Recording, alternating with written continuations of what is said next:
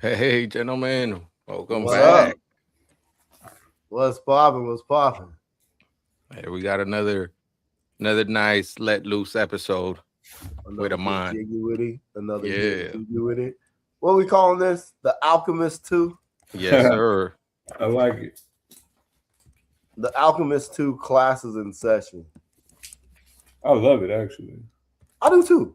Yeah, It's dope. we got good feedback on the first one. Yeah. And Yeah. then they even said, "Man, why y'all stopped it?" Because I yeah, motherfucker. Like shit. I'm like, yo, I can't be up all night.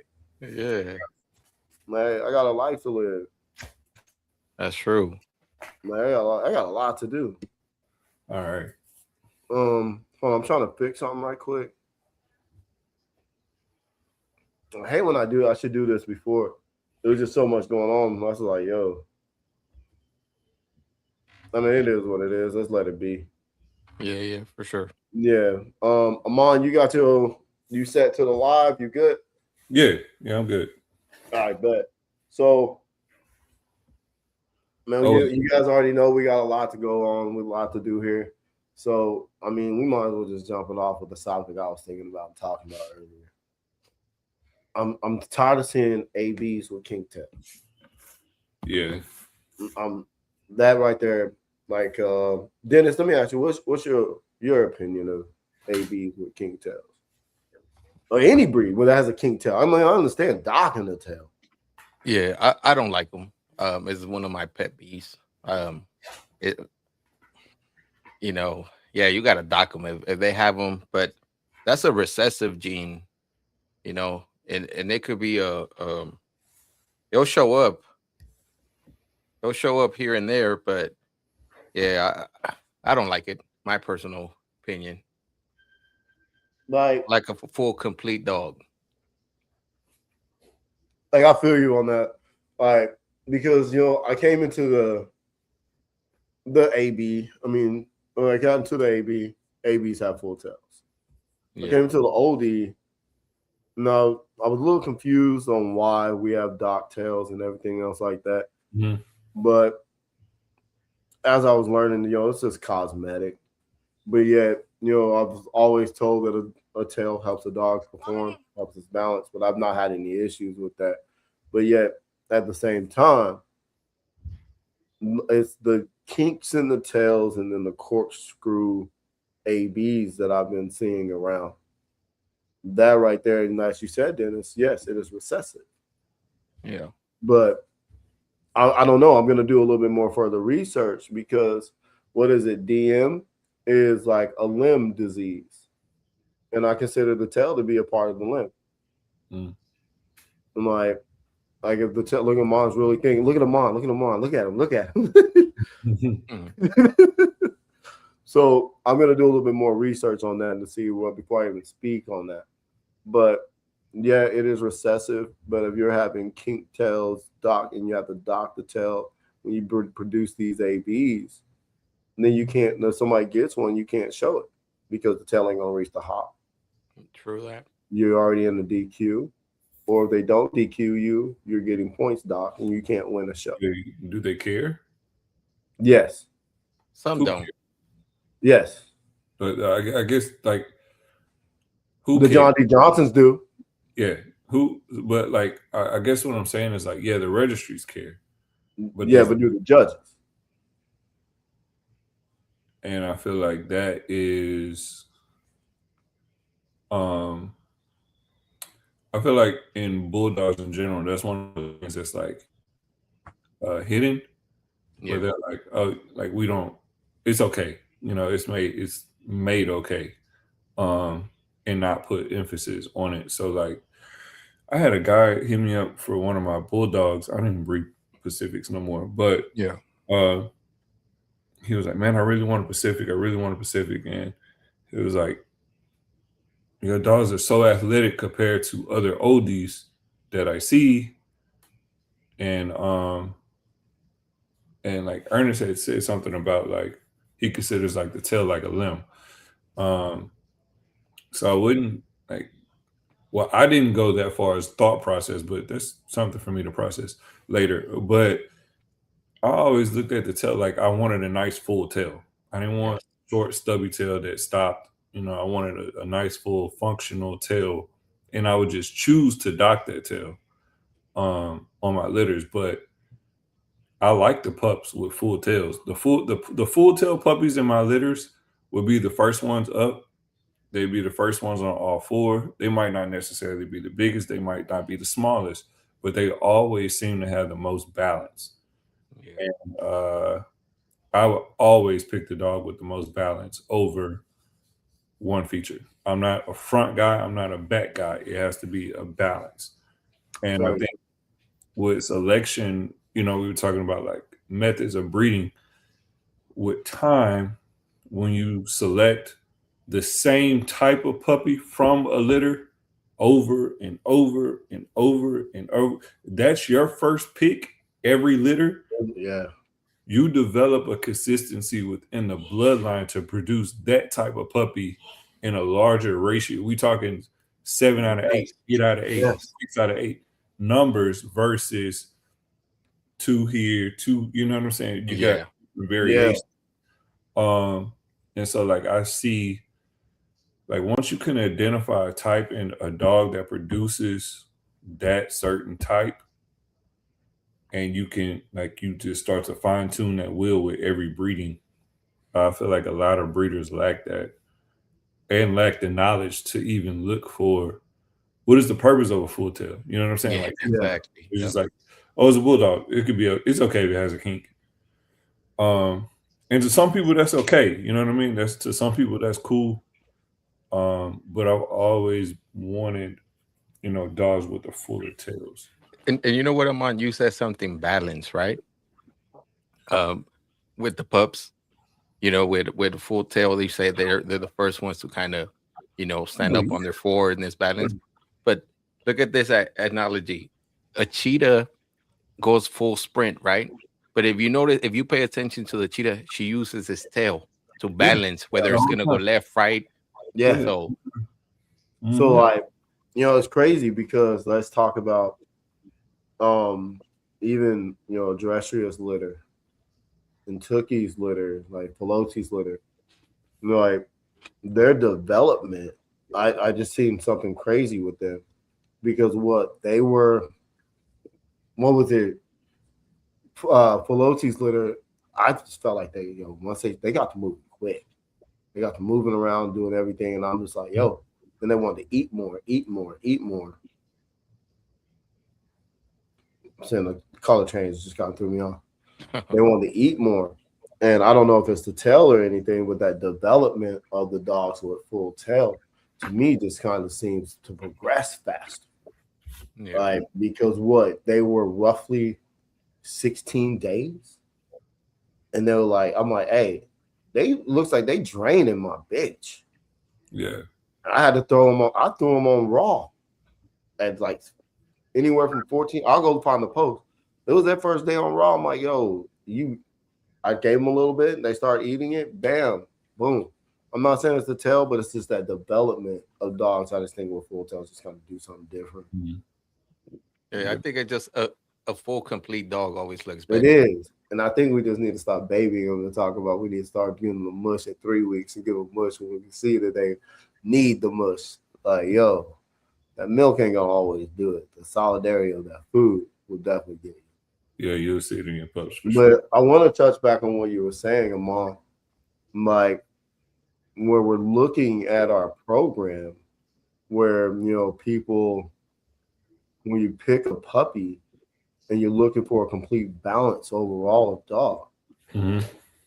I agree with you on that 100% Yeah. because I don't think anyone in this whole game, I wouldn't say anyone, but a lot of people, kind of like when we're touched back on what we were saying last week, that all these people that are in this breed world we got, you can only name a handful that have type and consistency.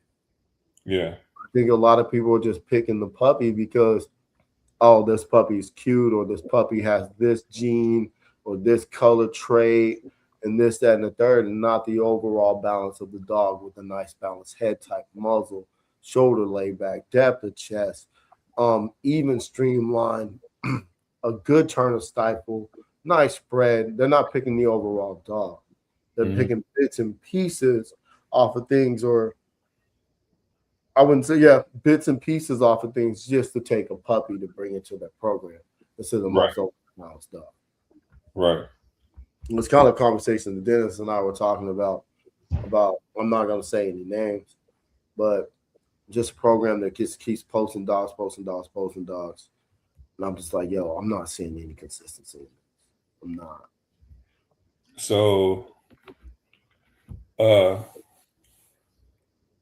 just like there's consistency with good traits, so like, well, I'm not gonna say good or bad, but I'm gonna say just like there's consistency with full tails, there's consistency with pups that throw kinks as well. Yeah. I notice my kink puppies are like always bullier, always freakier, especially young. But they always, I mean, they may still finish nice, but I feel like they don't always finish to standard. They lack towards the end. Yeah, they or like, I mean, if we're talking about an American, and I produce an American with a king tail, and I have in that same litter, I've got a puppy with a full tail. That puppy with that full tail, I feel like is going to be closer to the breed standard than the puppy with the king tail. The puppy with the king tail is going to give me more oldie features, more English features. Yeah. And I mean, it's just because of, like you said, the recessive traits that is carrying from the English bulldog influence. Well, that's where the king tail comes from. Yeah. I mean, nobody's like, people don't talk about it, but usually the people that dogs look a certain way, they don't have tails. Right. So or it's like, half the litter doesn't, or like it happens more than once. I mean, that's because the breed that's in it. That's the thing that shows. Yeah. I think, Gam, you are right. It is coming from the English. Yeah, it's definitely coming from the English. Yeah, for sure. Yeah, I specifically remember having a female that she gave me a king tail, and I was like, huh. And so I just kept the puppy and watched it. And it turned out to be a freak of a puppy. Her name was Spotlight. She's bad little black and white bitch. But she had like dwarfism. She was like way smaller than everything else in my litter. Way freakier. She had drive and tenacity for days. But if we would have did her appraisal, she would have failed. Mm-hmm. Yeah. So what did you breed that dog? Did I breed the pup? The one with the king? Yeah. No. I sold her to, I think I sold her to a guy. I'm not really sure what happened to her after that. I don't think he bred her though. Okay. Because I was just, my next question was like, why did you breed her? She was freaking. She would have been like a hell of a tool in an exotic program. Picture an exotic without cropped ears, and that was just hella functional. Oh shit! I'm talking 12 inches that's jumping 4.5, 5 feet. You know what I'm saying? Just drivey, spring. I think I know what you're talking about. You got a picture of that dog with you and like it's jumping. I think you got a picture of that. That might be Nyla. I think she's the red and white. I think you're talking about Nyla, the red and white one. No, I think it was black and white. I don't know. Ain't no telling these dogs. But selecting is key. You like you're right there. That word right there. Like people don't like that word. We say it a lot. Like it is literally, you have to be selective with your selections. And honestly, like in that word, like you got to be honest with yourself, along with what the breed standard is. How do y'all feel about like So when you're evaluating a litter, are you getting other people's opinions, or how do y'all feel about Sometimes, like I only get the opinion of this platform. Yeah, probably not like not random people, you know. No. Maybe like a close group of friends or you Right. know whoever. Or sometimes it's like within my family who wants to keep it. You know, my kids are gonna put their input. You know, my girl or something. You know, other than you know like I, Dennis and a couple I other don't listen people. to like my girl or my kids. They look at cuteness. Yeah, yeah. I think you know that's Right. the thing, right? And then I see people where they come up, they're like, "Hey, whatever you guys pick it." I've heard stories where they say, "You guys pick the dog, and you know we'll do that." And it's like, "Damn, this was a badass puppy," right? Yeah. Yeah, I'm looking for something right now that I don't show people this, but I'm gonna show it today. If I can find it. But I do evaluation videos. I don't know if y'all do them or I do the not. same thing. Where But you and I record them on YouTube. And so what I'll do is like I'll stack set them. up a tripod, I'll stack them, and Yep. then I'll get video of that puppy natural stacking, and I'll make a clip for that pup. And then like I won't look at it for like 3-4 days. Yeah. I'll come back to it. I'll be laying in bed and put it on TV on YouTube, and I'll watch that puppy again and see like what I see wrong, what I see right. I do my evaluations like that, and then kind of like my own in-house appraisal system type situation to help me kind of navigate through pups. And I do it at different stages. It might be 4 weeks, 6 weeks, 8 weeks, or sometimes you got to watch pups because sometimes they hit their growth spurt.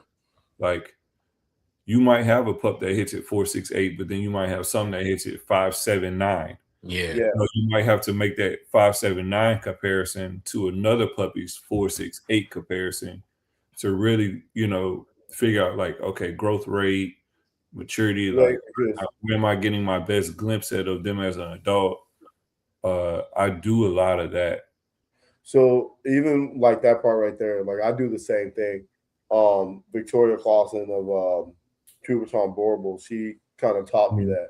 Like she has a notebook, and like I have the same notebook as a chart where you're stacking, like getting the weight and everything of the dog, watching the growth of each puppy from each week or whatever.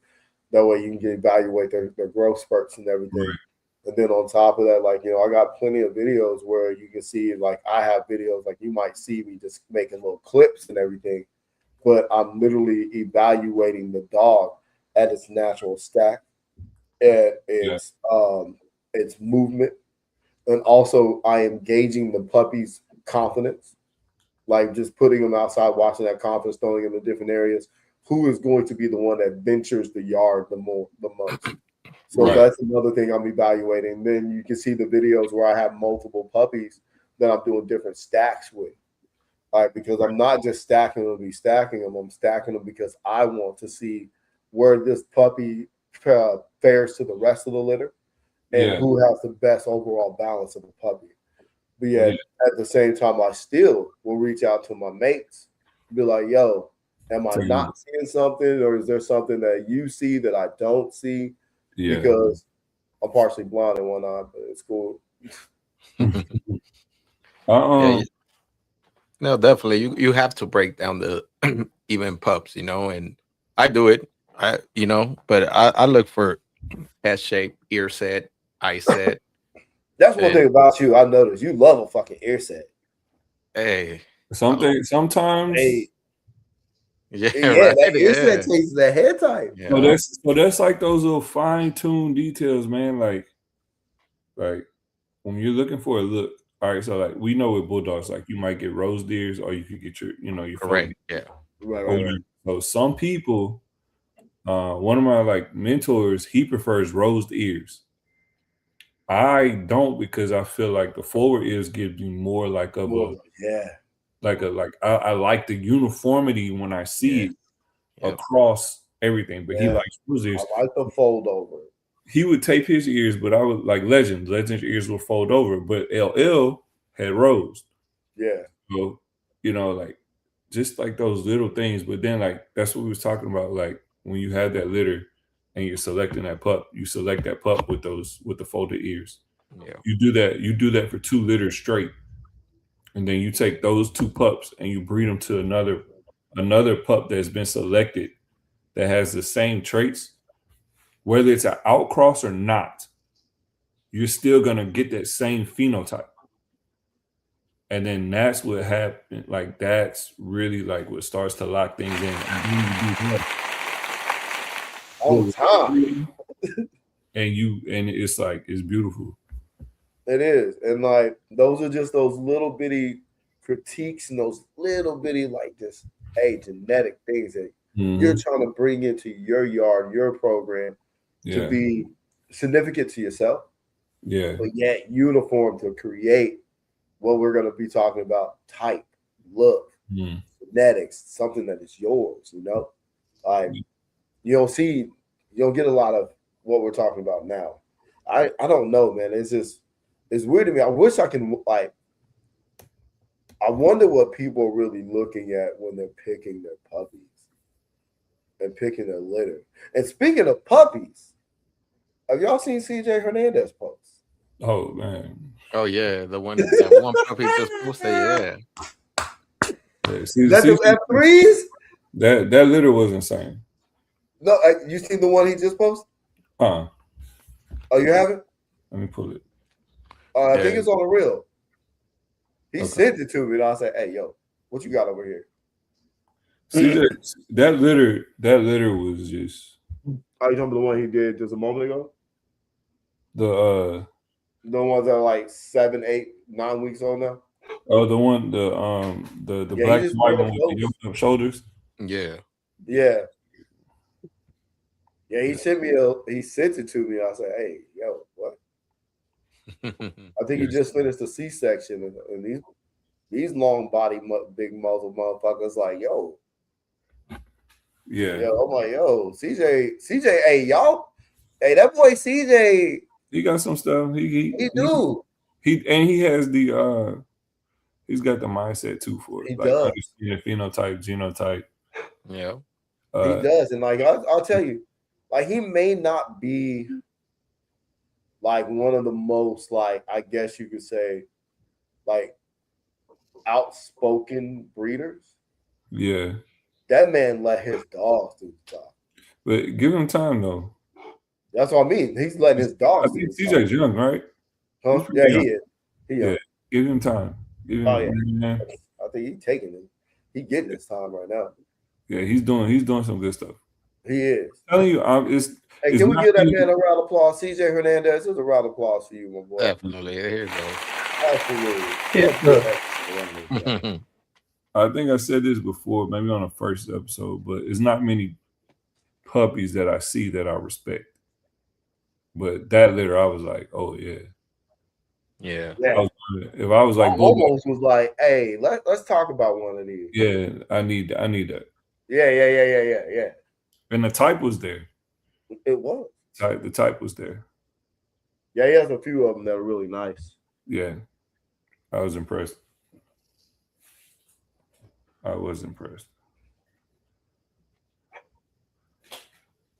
What else you got up there, Ernest? What other question you wanted to ask? There's a lot of things I want to ask, but I ain't asking. Hey, go for it. All right, so our topics today, we're on breeding methods. So let's get on that. Like, what is y'all's like? There's multiple ways to breed a dog. Mm-hmm. Breed a dog in outcross, line breeding, inbreeding. What is y'all's method that you believe? Like for me, what is your first start out method? What do you think you should do to even start, create, and base your lines off of? I love what I'm getting that biology thinking. You don't have to give all details, just just keep it. Lynell got his notepad right now. He said, hold on a second. Because there's always a process to it. What? Why you Why you always coming at me, my boy? Why you always coming at me? This is all mental. So I feel like all right. In my production, I'm always shooting for a 75-25 pedigree in my production. So that like elaborate that 75-25 so people know what you said. All right, so 75% one bloodline, 25% of outcross. That's what I would like to see in my pups. That gives me enough of an outcross to keep things kind of low with my numbers, but it gives me enough of a line breeding to guarantee the type that I want to see. And then combine that with selection, and you just repeat the process. But like I said, I had a female, and it took me 3 breedings to figure out how to breed her. I outcrossed her, thinking that the bloodline was too tight. And she was an example of 75-25. She was a production.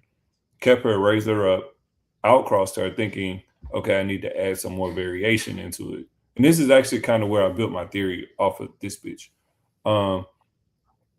And I learned then, I was like, okay, I can go tighter. So when I bred her to 100% outcross, I hated the pups. I didn't like them. Both of them went to pet homes. It was only 2, thank God. Second litter, I was like, I'm going to go a little bit tighter. So I found a stud that was 50-50. 50% same blood, first cousin, family type situation, and then 50% outcross. That worked. 50% of those puppies were super. So they let me know there, oh, I can breed this girl tight. And I bred her tight, and she gave me the best litter. And then I started,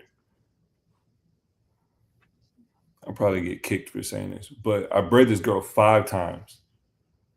It took me 3 breedings to figure out how to breed her. By the time I got to the 3rd breeding, I knew exactly what I needed to do. So I bred her to my tightest stud, which was Legend. Produced my best litter with her. Then, remind me to go back to that point. Then I started breeding her to Legend sons. So I knew that the genetics was still there through Legend, but it'll give me a little breakup too. And I got heat every single time. And that's like why I had LL, why I had Hebrew. All like those boys played a part into that. And then like once I would do the breeding, I run them through 2-3 females, then I would move on to the next stud that I built. The part that I wanted to go back to was we were talking about like breeding methods and like what do you think? How do you know when to line breed? Like all of that.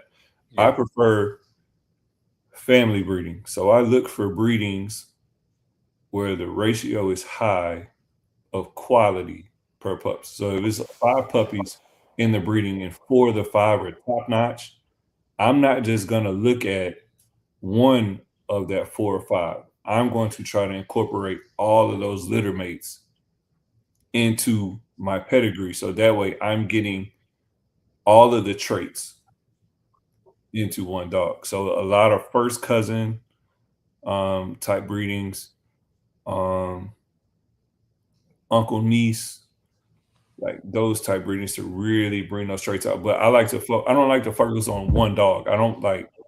I'm not just gonna focus on this Pain and then I'm gonna breed. Oh, take Pain back to his daughter. Then I'm gonna breed him back to his granddaughter. I don't like to do it like that. I like to look at the litter.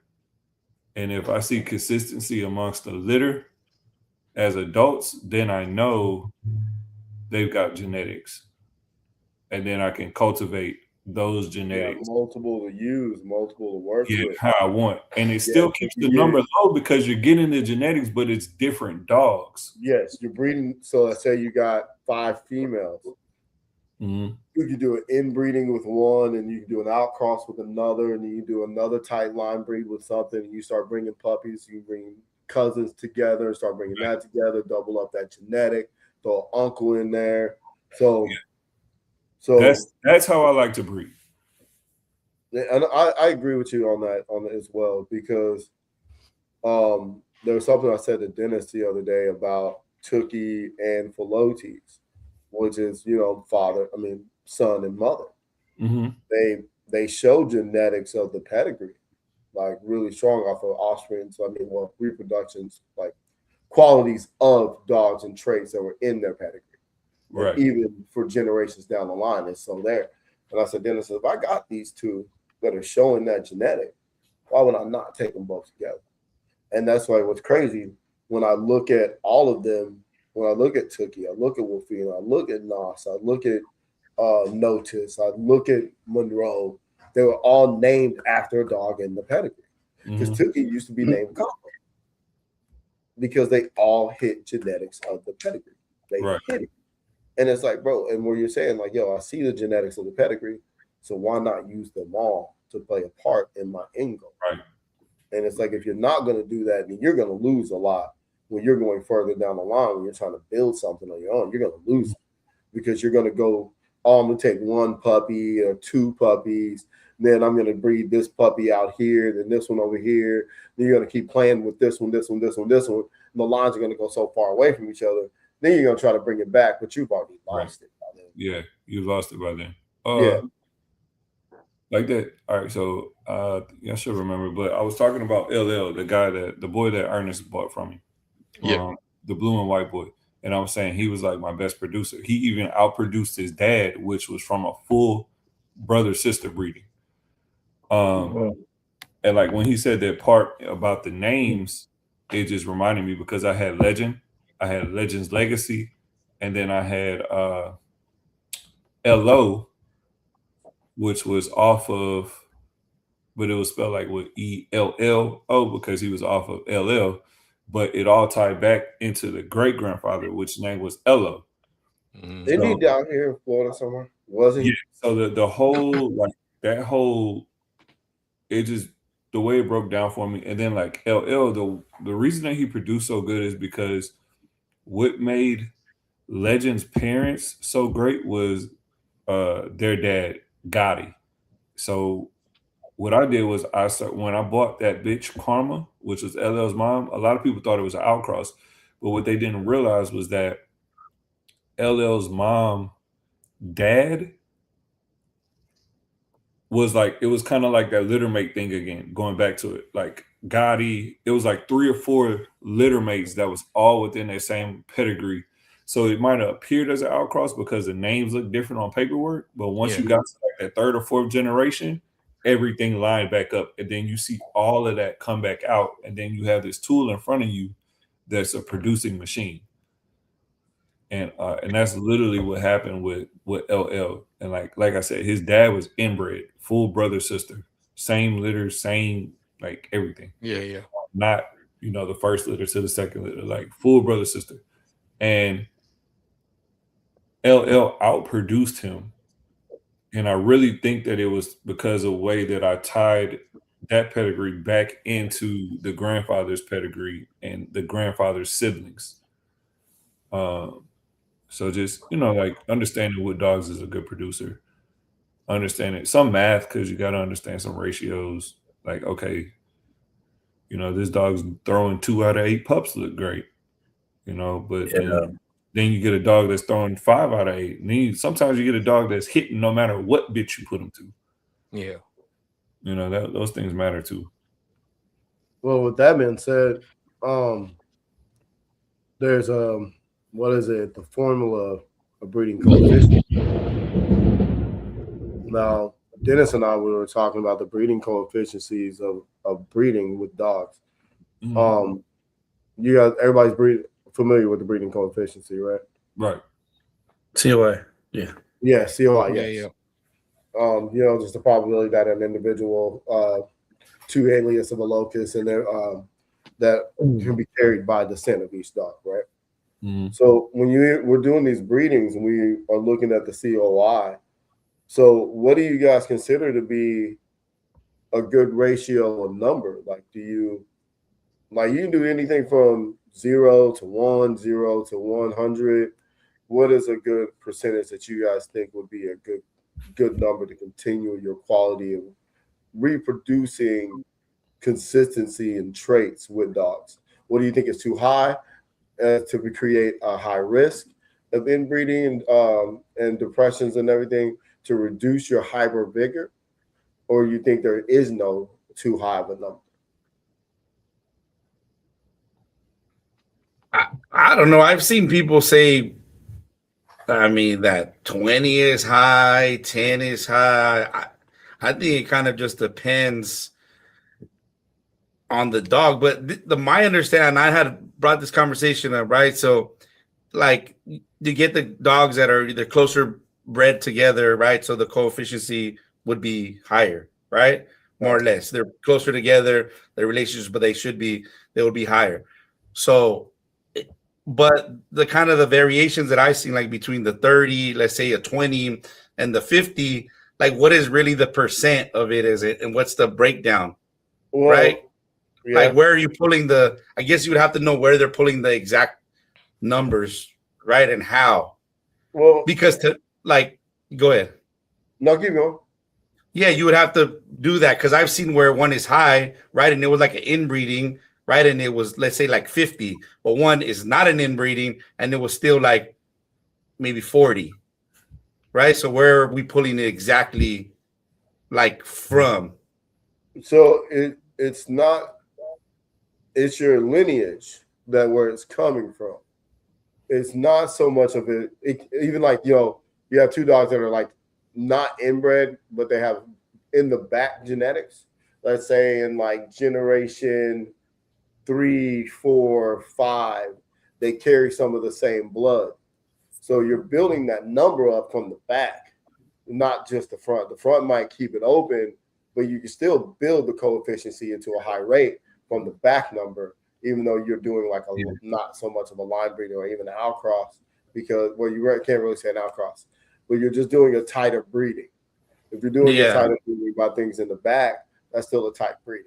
Right. Just because the front isn't there and the front is open, your back is still bringing your numbers up. Right. So where the dogs fall and what genetics and ancestry is in that dog. Yeah. So it would be from the back, right? Because I think that's the thing. A lot of people see like Caveman 1974 is saying 35 is really high. That's a deadly number. It's definitely not a deadly number because the dogs aren't dead, right? Right? We know that. But then it's how far you're going to push it and where does the next one go? But if you're saying it comes all the way from the back, we see a lot of people where they say, oh, they're not inbreeding. But if you have all these dogs in the back of the pedigree that are touching, well, you kind of are like right. Amon's point, right? Like you're bringing those back and you think I'm doing an outcross. And in reality, you're not. They're just the dogs that are related. And I think and that's what people are like, oh, I just make sure it has 2 times this, 4 times this. I'm like, well you're double, triple, that kind of goes back to that. You're still adding double up of that dog. Just because you're not lining it together, you're still adding it together some way in some form in the pedigree. Yeah, I see it two ways. I'm gonna make 2 statements. Let me say that. The first one as far as like a coefficient, as far as numbers being too high. So when it's further back in the pedigree, you can build that number, but the buildup is a lot slower the further it is away. So and you got to think about, for like the people who don't understand, if you have one dog in a pedigree, 1 out of 18 dogs, then that number is gonna be low. But if we get to that one dog is 6 out of 18, then it increases the COI. Yeah. But if that one dog is in the 4th or the 5th generation 4 or 5 times, then it's gonna build, but it's gonna build at a lot slower of a rate versus you doing an inbreeding daddy-daughter, that's gonna pick that number up quick. One breeding skyrocketing. Yep. So I think that matters too. And then most importantly, my second point was, I look at the numbers, but you got to know the dog in front of you too. If the dog is not healthy and you inbreed on a dog that's not healthy, you're gonna get trash dogs. But if you inbreed, line breed, family breed, whatever you want to call it, on a dog that you know is a good dog, then chances are you're going to progress with better dogs. Yeah. Yeah. Yeah, I can agree with you on there. Dog that's in front of you. I agree with you to a point on that, because even though we are going to inbreed on 2 good dogs, You still there's can get still a bullshit. genetic. That is true. There's still Yeah. a genetic flaw in there. Yeah. But the thing is, when we do it tighter, we bring it out much faster. Yeah. So we know which puppies to get rid of out of our breed pool. Yeah. People think like, oh, if I keep it loose, then I'm going to be good with it. Well, I think the problem is now we're a little too loose, because I think the looser we are, the more genetic health issues we're going to have. I think. Yeah, but to that point, so people say loose. So even if you do an outcross, right? Yeah. Totally dog's nowhere near. But this dog is a carrier of whatever. Ick, right? That doesn't, people think outcross automatically means safe. No, it ain't safe, because if the dog has ick, this doesn't, carrier, boom, you're gonna get something. Yeah. If you do, let's say an inbreeding, right? If they both don't have it, boom, you're not gonna get it. Yeah. Yeah. Yeah. It's not there.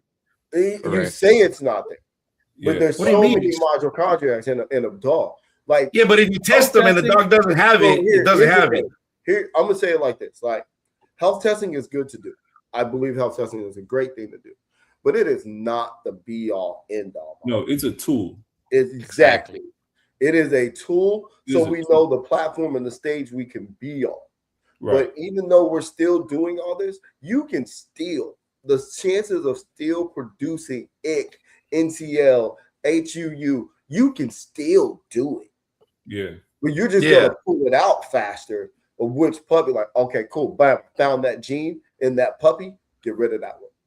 Right. Now we got more. But that's what inbreeding does. It brings those recessive genes it brings it out to the of the traits surface. a lot faster. Yeah.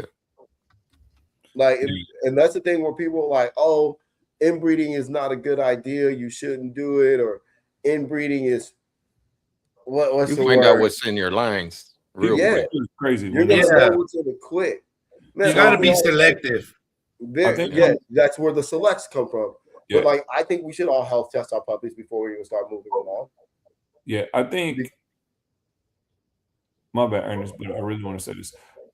On episode 1, I think I proposed. Maybe it was before I even jumped on, and I said, like, how do y'all feel about having a program that's solid, and then the program decreases because you chose to do an outcross or something along those lines? Yeah.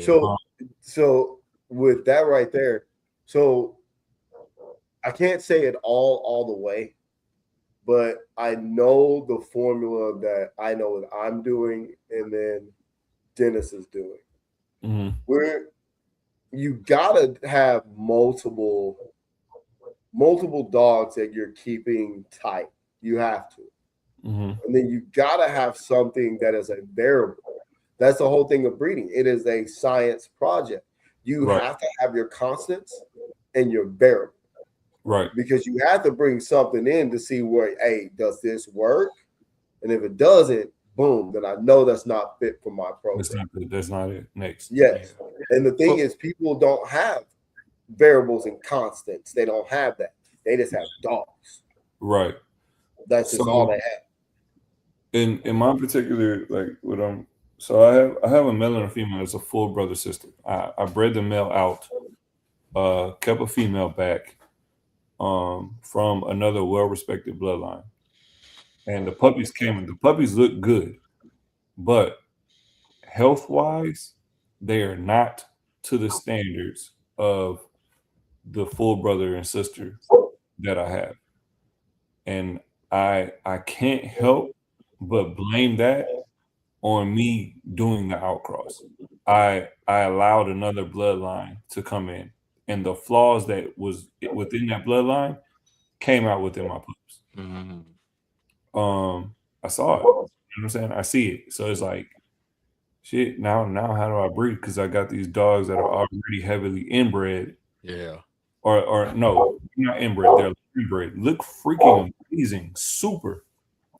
I mean, the Frenchies, they live outside in Louisiana year round. Fan, no fan, it doesn't matter. They're hardy, they're short, compact, cobby, everything. I outcrossed the bloodline, went with Gold Sierra, and when I came back in, I was like, whoa, like, all right, I lost a little bit. I lost a little bit of what I had in that production. So it's like, do I take a dog that's 50% my blood, that's flawed, and try to breed it back and recorrect and hope that those flaws recorrect, or am I just gonna bring that back into the gene pool again? Yeah. And my overall response was, I'm gonna bring it back into the gene pool again, so I'm not gonna do it. And so now I'm just like stuck, like, damn, like, what do I, like, how do I breed these two? Like, I don't want to do a brother sister breeding right now, but I'm scared to go out again because when I went out, I brought back in flaws. And that can happen. Like, a lot of times line breeding is safer than outcrossing. And I agree with you on that. True that. And that's why I always say, like, for me, I'm trying to do 3 lines, right? Right. Mm-hmm. But then That's I want to have a. That's hard to do for one person. Yeah, That's it is. It is. It is. And we talk about it all day long. Yeah, but see, at the same time, I want to have a subline where I could play certain, bloods that I'm like, all right, let me see if this works. It's it's a subline. It's not my official family of line of certain blood. That's that variable right there. Yeah, but then with the first established line, what I'm gonna do with the second and third. So when I outcross, I'm gonna use those 3 lines just in a rotational system. So I already built the dog that I wanted with the pedigree, just COI at so much percentage. Same line is gonna be the same. So now I'm just looking dog to dog. Right. So hopefully, things work out. But that's my outcross, and I think that's why I said I'll do it in my yard first before I go out of my yard to get a different stud. I like what you just said, Dennis. So you said that essentially you're building your outcross. Correct. Yeah. Yeah, that's the best way to do it. Yeah. And that's the same thing. Like I wanted to say it all, Dennis, and I kept it short. Yeah. And I was like, that's why I went the concepts and the variables. Like, I can't. I'm not the type that wants to give up everything and say everything. So where like Dennis is at, it is hard to do with one person. Yeah. But when you do have multiple lines in your yard, it's actually a little easier. Yeah. Because right now, because I have I got my Vergara line. I have my can't tell nobody line. And then I got one bitch that I always fucking forget I got. Right. Always, because she's in a co-own, and like I always forget about it. But I'm building off of all of them. But then at the same time, I'm still gonna find something that's completely outside of that. And I know exactly where I'm gonna go with it. But I have to build the consistency of my 3 before that 4th one can even get played with. Yeah. Because if you don't build the consistency of your 3, and that's not continuously on and on and on and on, if you bring out that subline, as Dennis would like to call it, that subline, you put the subline in your 3 tightly built lines, which are all separate from each other, where you can do. That's what we say to people all the time. If you're gonna do an outcross, make sure the outcrosses you're doing are tightly built. Yeah. Because you're going to take 50-50 splits from both. Like, and then find those traits, select that balanced dog to keep your type and traits. Yeah. So the phenotype piece, you want with that outcross is pretty much to have the same phenotype from what you for. So you get the genetic diversity, but you keep the same physical characteristics. Yes. Yeah. That's smart. That's a real good way of processing. And then just remember too, a higher COI increases homozygosity, So you have more of a consistent, look. Yep. You get more of a Yeah, you get consistent. some uniformity. Yep. And then it's going to help you when you do your outcross, right? That's going to put you, that'll carry over, right? And then you still get that, like with the phenotype and, build that in that same direction. So it doesn't put you backwards, right? You're going to use it to build and keep going forward. Yeah, and like Young Grady and YouTube said, some dogs are prepotent. RCOI. Wait, repeat that. Young gravy part? You hungry? Shut No, your, that- you know what, bro? What? That's why you turn your camera off. I am actually eating something right now. Ah, man, what the heck? That's Hey, crazy. man, do you not That's understand crazy. what I'm trying to do right now, bro? I don't know Off what the you're trying to subject. do. No, bro. Do you know how? Oh, Gam, you didn't know. I got a neurovirus. I got sick as hell, and I lost like 30 pounds. No, I didn't know you had the neurovirus. I talked to you before. Yeah, so now that I've been cleared to hit the gym and everything, bro, I've been eating like every 2 hours, bro. Sheesh. Like a puppy. Huh? Like a puppy. Pretty much. That's what's up. Pretty much, man. Well, I miss get my your old nutrients size, my boy. Get I your miss the nutrients old me. up. Huh? Get your nutrients up. I have to. We don't want you passing out over here. I can't step off this porch and looking like a puppy. I need to be the big dog on the block. You feel me? The big dog. I'm trying to be Gam weight right now. You know what I'm saying? We can get you there. Hey, I jumped on late. The sun is still out over here. This time change got me. Man, got y'all. Man, we're over here. Wait, man, I'm telling you, maybe 7 in the morning. I'll be like, yo, where is the sun at? Right. I was like, I got some time. It's not dark yet. I got like another hour, and I'm like, 6. Bro, I'll be sitting there chilling. I'm like, wait, I'm up. And I'll be sitting there doing everything with the dogs and stuff. And I'm like, yo, hold on. That sun ain't even came up. Why am I even up? What time is it over there, man? It's 9. It's 9 to him. Yeah. What about you? It's 10. It's 10 to me. It's 8. It's 9:53. Hey, it's gonna be 7 over here. Man. We know. I love the time change. I hate it when it gets dark at like 5:30. Yeah. Oh, you ain't Now that little hour gives you that. That's sometimes that's all you need at the end of the day. The extra hour, like 6 to 7. It gives me so much more time with the dogs. Yeah. So much more time in the yard. Yeah, it does for you because you get home later. And the same thing with you guys get home later.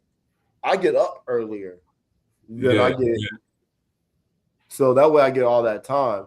And You then still even get when I get off work, I still have the time. Right.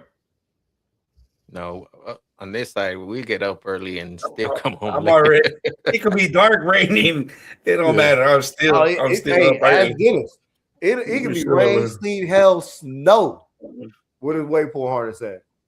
Yeah. Dennis called. What'd you call me the other day? And then you were like, "You working the dogs?" Hell no, bro. I worked all weekend. I'm sitting on, bro. Like I feel so drained, bro. Like what? Because I got to work today. I got up at 5 this morning. They asked her, they was like, "Hey, can anybody stay till volume?" My black ass was like, "Yeah, I can." Maybe. Get it in. Exactly. I got stuff to do. And they were like, they adjusted my next shifts and stuff, so I'm not at overtime and everything. But then I was like, yo, it's Wednesday. Why the hell did I do that? No. Because I was So I'm on for the American Bulldog. Do you have a percentage where the American Bulldog COI should be? No. I don't focus on that. I really That's what I was gonna ask. Is there like a number that something that you check off the list? That's not a deal breaker for me. Knowing the pedigree, how it works is important because I feel like you need to know that. But I want to know more about the dog. I want like the physical living dog, not like can it take heat? How long? What's the life expectancy? You know what I'm saying? How's it moving? Is it powerful in the rear, or does it just trot? Yeah. You know, like how hardy is it? You know, like are there reproductive issues behind the line? Like those are the things that I want to focus on. Those are the things, because you got to think at some point we didn't have a pedigree database to keep track of that shit. You know what I'm saying? So like, how did good breeders do that then? They wrote it down. Yeah, they wrote it down. They wrote it down, Yeah. but they understood what a good dog was at the same time. And that's another thing. I think a lot of time, like probably now, people get more caught up with that. Like all the information that we have, sometimes too much information. I mean, it could be too much, right? I think people focus on like certain buzzwords and like, you know, like COI and all those. Do I think when they were running real dogs like that, they weren't tripping if they were uncles or aunts or brothers? They were like, that dog looks good. I like what it does. I'm going to put it to that dog because it looks good, like what it does, right? And they keep going. And most of that paperwork, we don't really know. And at the end of the day, right, there's no digital files. So you know what I'm saying? And the health tests were 0. I know that this is like a lot different than what we do within our like homes and yards, but the conversation between artificial selection and natural selection is big. Because if we are artificially selecting everything, then we're going to lose the hardiness of the dog. Yeah. You know, that's why we have so many dogs that need C-sections. Yeah. So, you know what I mean? Like, if a wolf needs a C-section, where's it going? Yeah. It's dead. Yeah. It's dead. I like that. Right. That line is over. That line is over. Exactly. So when that line is over, then what are we moving forward with? Hardier dogs. Yeah, and I like where you put that, like that whole thing with a wolf. Like, so I do feel like there's like a line, but you have to look at both. You have to like, okay, yeah, I know that I'm thin line between love and hate. Doing this, but let me keep in mind like natural selection and how that takes place as well. Yeah. In my practices with you know within the whelping box, I think stuff like that matters. And like for me personally, I'm trying to get back to that, just the hardier dogs. You know what I'm saying? Like we make things so we make, you know, some dogs shouldn't even be bred, and we do the most to get them bred, and then they produce pups that have the same issues that they have, and then we're doing the whole process again. And because the pup looks badass, we continue to do this process. You know what I'm saying? And it just removes the natural selection away. You know, like on that part right there where you're talking about the hardiness of a dog and can it breathe, how's it move. You know, there was a situation like when I first moved out here to Florida, and Dennis and I was talking about it. Someone had a dog. I'm not gonna name the name or whatever. They moved the dog somewhere, and the dog was basically a kennel dog. Mm-hmm. Let the dog out, and it just died. And Dennis hit me up and asked me about it, like, yo, did you see this, yada, yada? I'm like, nah. And he said, my boy.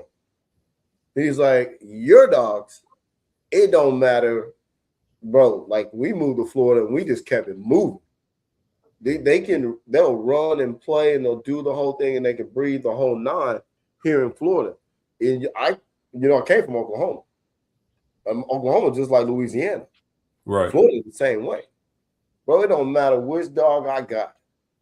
I can throw these jokers outside and they can stay there. Not one of them's going to overheat.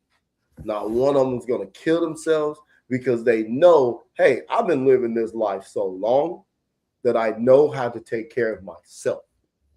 Yeah. That we have babied these dogs and even kept them enclosed so much that they don't have a natural instinct to do anything. To be in heat, to be in cold, to even whelp a litter, to even naturally know to take care of my home and do my job without having to be told to do. These are those things that people are with babying these breeds. I'm going to say it again, these are apex predators.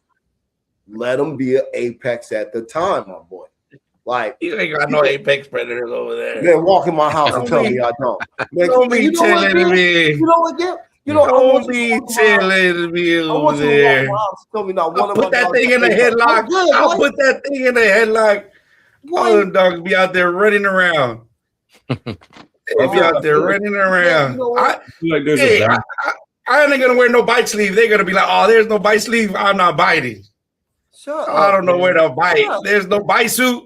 I'm not shaking a water bottle doing this. I see everybody on the internet too.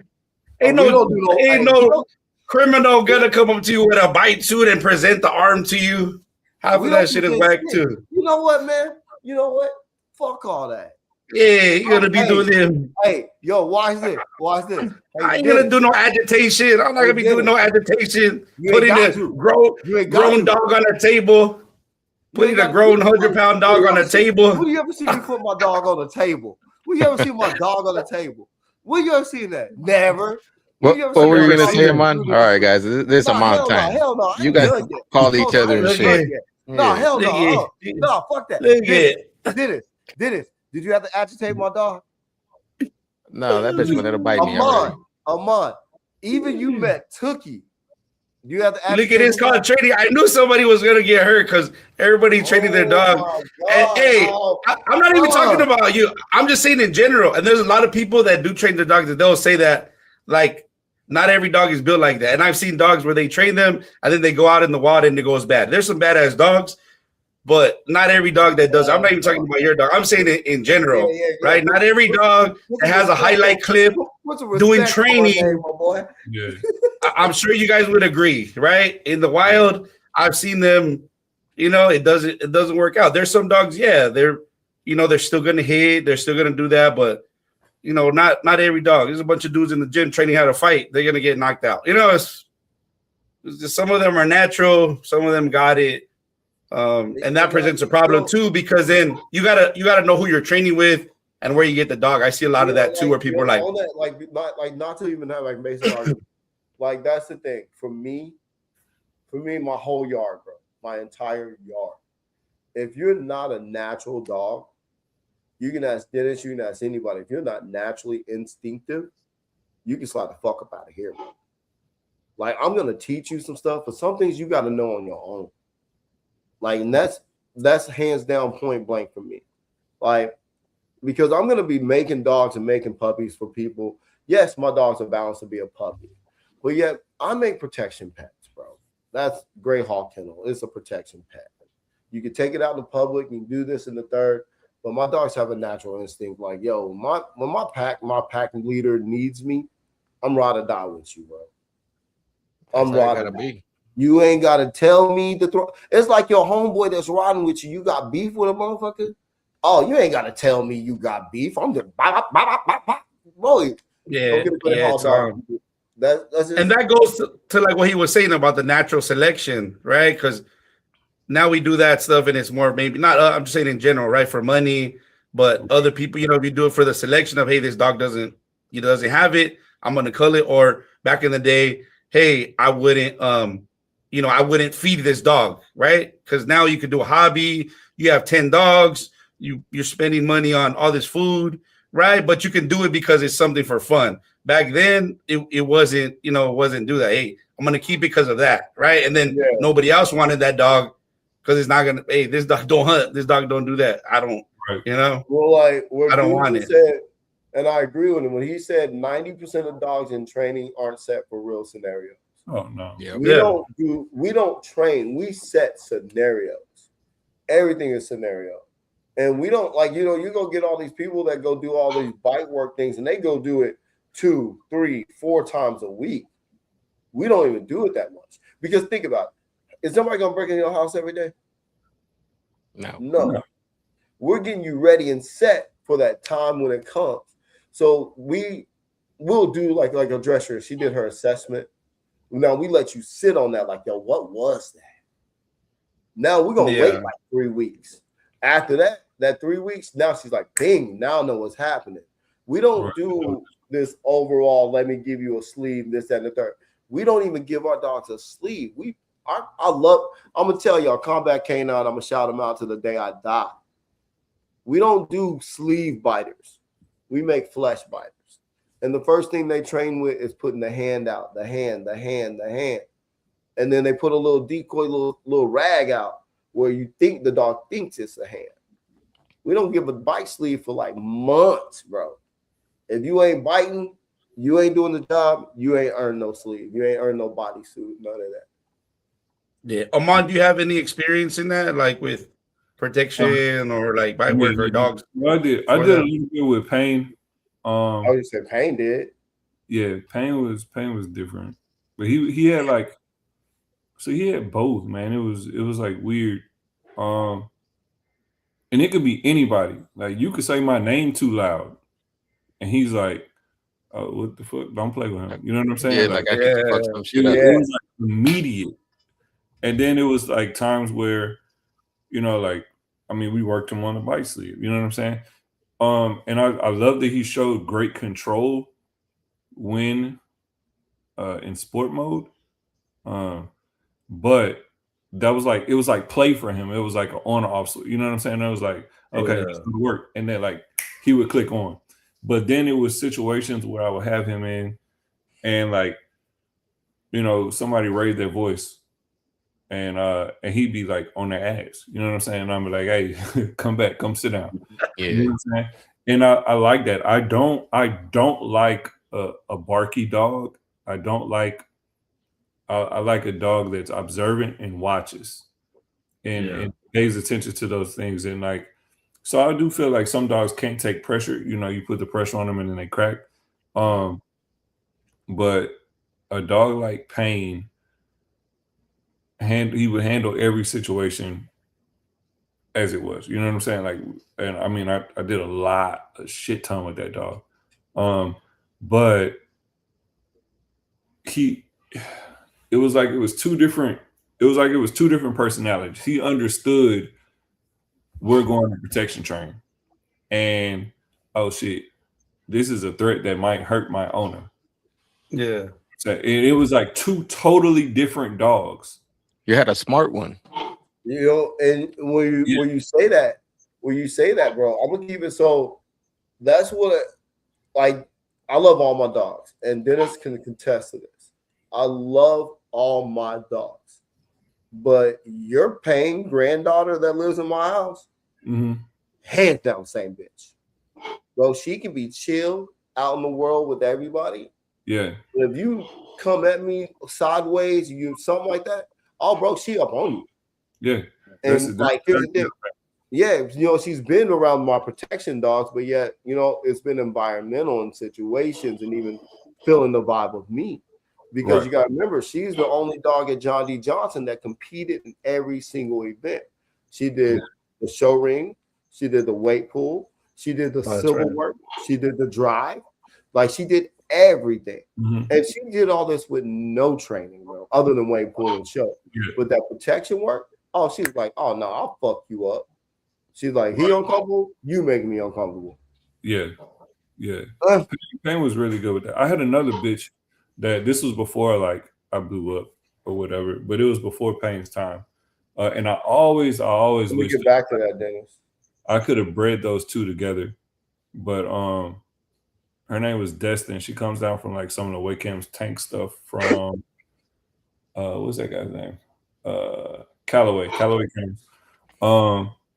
And this bitch was like nuts. But when I got her, she was super skittish. Nobody ever touched her, like nothing. I bond with her.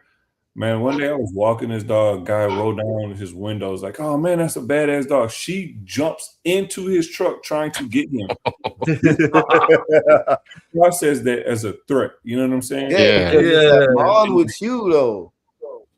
Yeah, she was just like real like that. You know what I mean? Like, so, So I want to get back to that. Like, I get, like, okay, was that Ernest? So who was that? Bring up that on and off switch. Oh yeah. So I get what people say you need the on and off switch. I'm not so much for one for that. Like, I get what you're saying, but like my dogs, I have even control, even the dress strip. She's a full guard dog. And here's the thing: even my mom gets mad when I do this. Like when I'm at my mom's crib, I'm on the road. I can tell a dresser, like my homeboy even came to the crib, and I had a dresser just sitting right in front of me, and I said, "Bro, you can take." He's standing there, and the dresser's just sitting there staring at him, like, "Hey, you know I'm gonna fuck you up, right?" And she just stared at him, and he took a step, and the dresser said, "Nah, now you're moving too close." Did she lunge or anything? No. And she's in between my legs. I said, "Hey, get back, go on ahead." I said, "You can go back to the room." Bam. All right. She said, "Go back to the room." Now, is she upset and mad? Yes. So I told my boy Hunter, and I said, "Yo, you can come up to the door now." He comes up to my front door. A dresser goes right to where my kitchen and living room meets, and she can see Hunter. She didn't run after Hunter. She looked at Hunter, started growling and barking. I said, "Hey, take your ass on." Moved on. It's not an on and off switch that I'm for. I'm with control.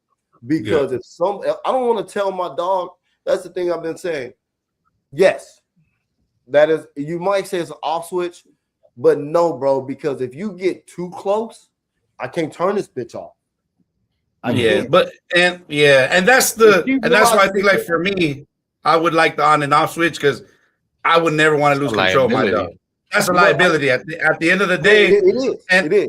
And that's what it is. Like with the recall, you need a recall and the protection. And I was about to say that too, where he's like that on off control. So then you would be able to control her if she got Hunter in the ass. So I have control of my dog. Yeah. I have control. So, but she knows, okay. So we're sitting right here in my patio door. She's never not on guard, even when she's off. Even when the switch is off, she's still like, "Oh no, I'm still focused. I'm just waiting for her." Yeah. Mama's waiting for the threat. And that's probably more like she's like expressive of that, right? Because I've seen where their dogs they're not expressive, but they're watching you. They ain't squirming, they ain't making no noise. But you do it, and they'll come at you, and you won't even know. Like, I thought they were cool, right? So I think it's just kind of depending on the dogs. But I've seen some squirm too, like. And you're right, So I guess you could say it is an off switch, but the bitch ain't off. Right? Yeah, she's But speaking of off, man, that's a great way to end this motherfucker. Oh, Amon got more to say. Amon, what else you gotta say, Amon? What was that, Dennis? I said Amon got more to say. I think he froze. No, I'm good. He messing with you. Yo, I said if you had more to say about certain topics, I know when these guys were going back and forth, you wanted to jump in, but they didn't let you talk. I don't know, I'm kind of ADD like a motherfucker too. So, hey, we be getting serious on here, and I'm all for it, But at the end of the day, you guys, I gotta. I feel you won't be falling asleep on here. I just feel like like breeders when they want to breed or want to call themselves breeders, just really understanding like what goes into that and not just thinking about it so surface level, but like it goes deeper. So like everything you think you know before you start breeding, everything that you think you read, it doesn't do anything for what it really is when you 2-3 litters in, and you learn as you go too. So just front load as much as you can, but then just understand that there's always ways to improve and just have the right mentor too. So, but yeah, man, that's all I got. Yeah. I know Ernest didn't hit a topic, and it was type. Oh, type, right? Yeah. Hey, just like in the oldies, even in the American, we got different types, man. Right. Yeah. That's hard, man. Because with type, I feel like a dog having type, a bulldog should always look like a bulldog. Yeah. No matter the muzzle length, no matter none of that. It should look like a bulldog. However, I feel like that's one of the beauties of an oldie is you have different styles and different types. Same thing with American. I do feel like it hurts the breed because of the acceptance or like the consistency you won't ever see, but it's fun and unique because you see like you see so many different types of yard to yard. And as far as like, I don't think there's ever been a show ring where you have, 10 American Bulldogs that all look the same as you do with a Doberman show ring. You just don't have that. Yeah. Double-edged sword. It definitely has its, the pros and cons, and does make it some exciting, but there's some stuff that piss you off too at the same time. But I think if we accept it, Yeah. I as far as like breeding and like understanding type, I feel like a lot of breeders pick for certain things. Like certain breeders have certain characteristics that they look for, and then that's all they see. Yes. I want bone and head, and then you got a dog with bone and head, no rib cage, no rear end, and then the dog's just bowed out, no depth in chest. Versus having a balanced dog, like a balanced dog is always a better building foundation True. than a dog that just has like one or two traits. So yes, it must have type, but balance is key. Yeah, there you go. That's the word, balance. Yeah, definitely. And that's something that you see in your pups. You can see it early. So normally the pups that's standing first typically are going to be your more balanced pups. They're going to move better. They're going to get up, they're up better. They're out of the weapon box the first, like there's all of those different things. Those are the pups that I like to pick. And that just natural stack. I like when I let my puppies run around, the ones that just hit that natural pose, just a show ring pose. Those are the pups that have that natural stack, that natural balance that I just tend to gravitate to. And then I just try to build on that litter by litter. Yeah. That's kind of like my philosophy on selection. Yeah. And that's the word. Selection is key. Yeah. Right? Yeah, for sure. For sure. My biggest key on selection, other than like, structure and everything, mine is the mental confidence of a dog. I love a confident puppy. Yeah. Like, that's one thing. You can build confidence in a puppy. You can build one. But that takes a little bit longer. But one that just will go explore, leads the way, has no fear of anything of environment, like wants to be curious about everything. That is my type of puppy. Yeah. Like it has that structure and that balance, that size, and what I'm looking for. Oh, dead on. I got to keep you. I have to. Right. And like that was like real talk, Dennis. That was the hardest thing for me in Tookie. Like he was not the most. He didn't lack confidence, but he didn't have that high confidence I was looking for. Mm-hmm. But I was like, I can get it out of him because I've been around this for a minute. All I got to do is put environmental with him and this, that, and the third. Oh, now you can't even walk up to my fence. He don't care. Amon, you couldn't even walk up to my van. He was like, hell no, get back. Yeah. Like that was not a lick of training. That's that natural confidence and knowing what I need to do as a dog. Right. Yeah. And that's what people don't understand. Like even my barber, like I told him, bro, this dog will protect your home. He got a puppy and some situations happen. He was cutting my hair. He said, man, you ain't lying. He said that situation, this dog was ready. He said I had to put a chair and everything in between between the guy and the dog, because the guy walked into my house when I wasn't even around, so the dog didn't see me accept him into the home. And like that's that thing, like because like let's think about it. Like one biggest thing is like when I'm marketing my puppies and things like that, I like talking to the man of the home, because my number one thing is because most of your home invasions happen when the wife and the children are home. Yeah. So this is something like while you're away, it's like you being there. And if that dog doesn't have it for me and I can't breed for that, because let's think about what the world is, man. The world's not loving. It's not.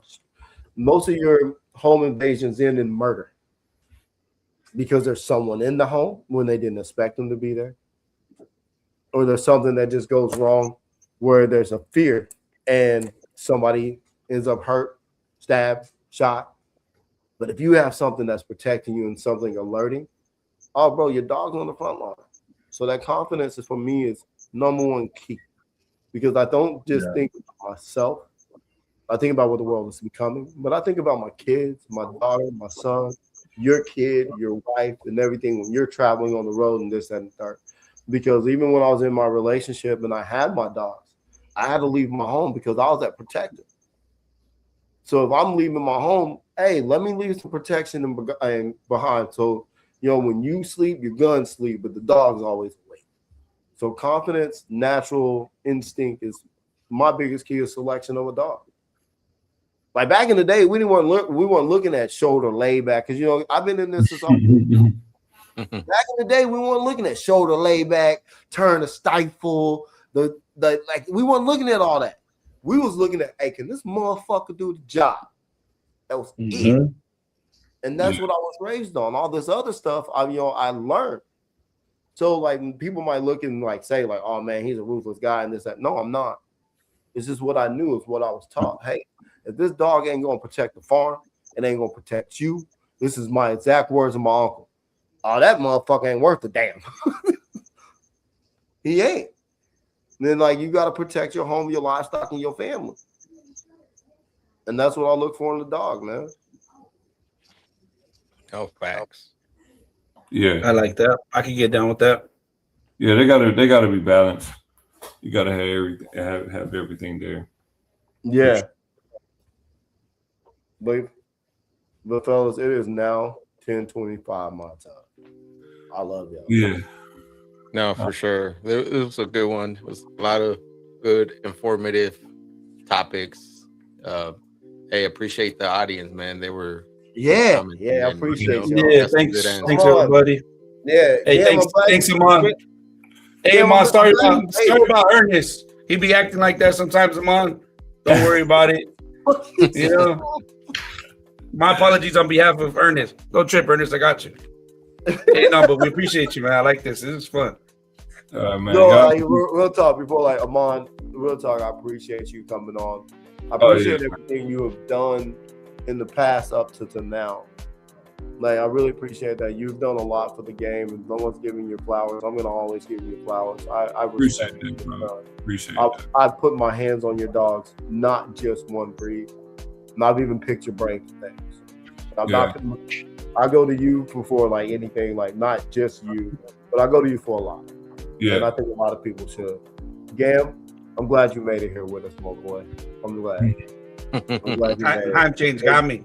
And every Wednesday, Dennis, it's always good to see your face. I love you guys. I love the audience. Love everything we do. No, for sure, guys. We'll catch you on the next one. All right, everybody. Good night. All right, guys. Have a good night.